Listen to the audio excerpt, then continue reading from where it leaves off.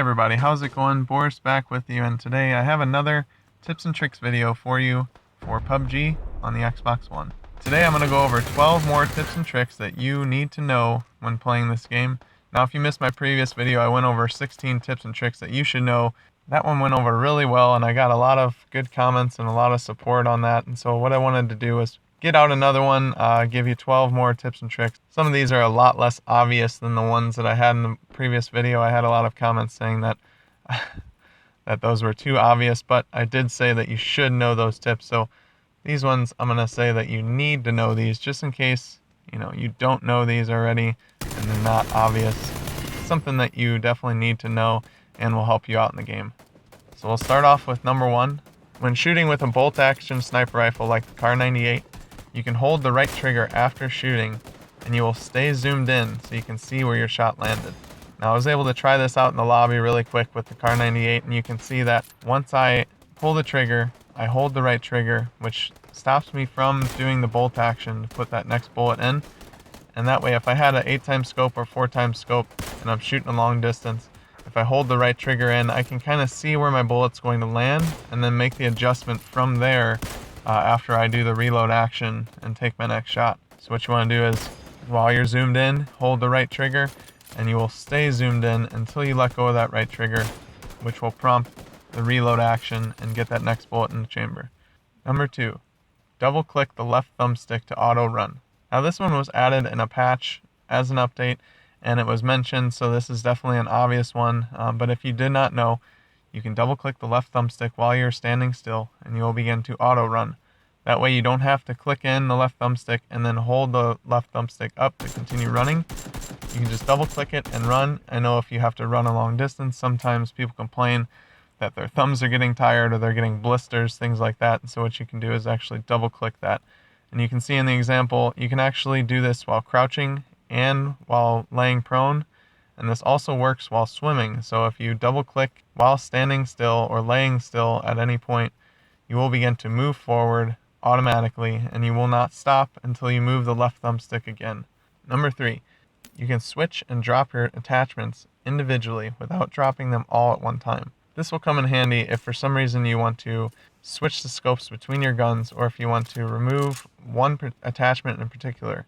Say you have a SCAR or an M4 that has 4 or 5 attachments, and instead of dropping them all at one time and then having to reapply the ones that you want, what you can do is tab over to your weapon, push X, and then use the D-pad to go right and left to select the attachment that you want, and then from there you can hit Y to remove that attachment individually without actually removing all of the attachments at once. To switch the attachments to a different weapon in your inventory, you can select it with A and then use the D-pad to go up and down to whichever weapon that you want to apply it to next. Number 4, the windows in these townhome buildings. So if you're familiar with Yasnaya Polyana, you've probably run into these buildings that have 2 townhomes side by side, which have adjoining windows that you can actually see the other housing unit in. Now, a lot of players know about this, I'm sure, but if you don't, it's definitely something that can get you a sneaky kill or just get the jump on somebody that's in the building next to you. But be careful because these windows do work both ways. Number 5, you can cook your grenades in PUBG. Some people might not know this, but when you have a frag grenade out and you hold the right trigger, what you can do is you can push the LB button, which will pull the pin from the grenade, and you now have 5 seconds to throw that grenade or suffer the consequences. This will allow you to throw the grenade and leave little time for your opponent to make an adjustment once the grenade lands. But be careful and make sure your 5 seconds doesn't run out. Number 6, you can't safely switch to a weapon after cooking your grenade. If you have a frag grenade in your hand and you hold the right trigger to begin to throw it, what you can do is you can push Y and you will switch to your weapon and your grenade will go back into your inventory and nothing will happen because the grenade's pin was not pulled. However, if you start to cook the grenade and then decide, I don't want to throw this grenade yet, I'm going to push Y to pull out my weapon, the grenade is going to drop to the ground and it's going to blow up in a matter of seconds. And so what you want to do, if you ever pull the pin, make sure you throw the grenade no matter what, because otherwise it's going to likely damage you a great deal or kill you. Number 7, punching out windows. So if you watch some of the top players in PUBG, you'll notice a lot of times when they're in a building that they think they're going to be in for a while, say they're in the center of the circle or something like that, what they'll do is they'll punch out all the windows. You might initially think, well, this is dumb because they're kind of telling people where they're at, because punching out the windows does carry pretty far and you can actually hear that sound and get a location of someone. But the reason that they're doing this is because, for one, it's easier to see out a window when there's no window actually there. A lot of the windows in PUBG are pretty dirty looking, but the main reason is for actually being able to aim your weapon out the window. You will not be able to aim down your sights when you're right next to a window because the game realizes there's an obstruction there and you can't stick your gun through the window to break it.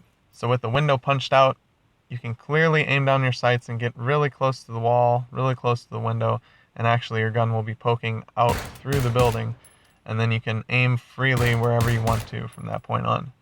Number 8, move around while healing. So a lot of times when you need to heal, you'll be running from the zone and you'll just get into the zone, you'll start to heal, and you'll crouch down and think you're safe, and you'll start to heal, and then someone will snipe you or someone will shoot you one time to finish you off. What you can kind of do to avoid this series of events from happening is to just simply move while you're healing. You have a grace period of movement that you can do while healing, and you can kind of mess around with it to test it out, as I did here. But while you're healing, you can crouch, you can move around, you can go in circles. You have a pretty, like a 3-foot radius that you can walk around in, so that it's kind of hard for someone to line you up, and it makes you that much harder to actually shoot at. If you move too much though, the healing will stop and then you'll have to start from scratch. Number 9, the pan saves lives. And the reason being is because it's basically bulletproof. It's going to sit on your back, and if for some reason you're getting shot from behind and they manage to hit the pan, you'll hear a large ting sound and you actually won't get hit. It's the pan taking the damage for you. I've had it where somebody's hit me in the pan 3 times and then I've managed to get the kill, so the pan definitely saved my life there. So if you do find a pan on the ground, make sure to equip it. Number 10, you can crouch walk through windows that you can't vault through. So you might find some smaller windows in PUBG where if you walk up to them, you can't exactly push A to vault out of them. But what you can do is crouch walk through them. So if there is some furniture or something that you can stand on that is about the same height as the window that you can't vault through, you can stand on that furniture and then crouch and then begin to walk towards that window and eventually make your way out, which will let you just go right through it. But either way, this can help you get out of situations that you may be stuck. The zone might be forced on your building and you can't make it to a door, but there might be a small window that you can crouch walk out of and it'll save your life. Number 11, you can't be shot underwater. So if you find yourself in a sticky situation where you have to swim across a river or across the bay to get to the military base, you might find yourself being shot at by people that are waiting for people to come their way. Now, obviously you need to come to the surface to get air in your lungs so that you can then go back underwater, but once you're underwater, you're safe from any bullets. Even if you're just a foot underwater, they cannot shoot you, but as soon as you pop your head up and you're level on the surface, you can be shot. So be careful, watch your breath meter and manage that accordingly, but always be underwater if you are being attacked because you are safe from any fire.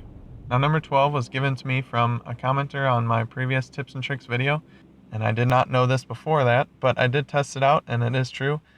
You can adjust the brightness of certain scopes. The red dot, the holographic, and the 2x scope have a display that you can actually adjust the brightness of.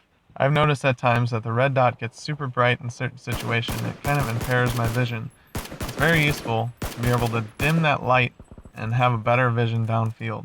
What you want to do is while you're aiming down your sights, hold the RB button and then move the left thumbstick up and down to adjust your brightness. And there you go. You have a either more bright or less bright scope. So these were 12 tips and tricks that you need to know while playing PUBG. I hope you did enjoy the content.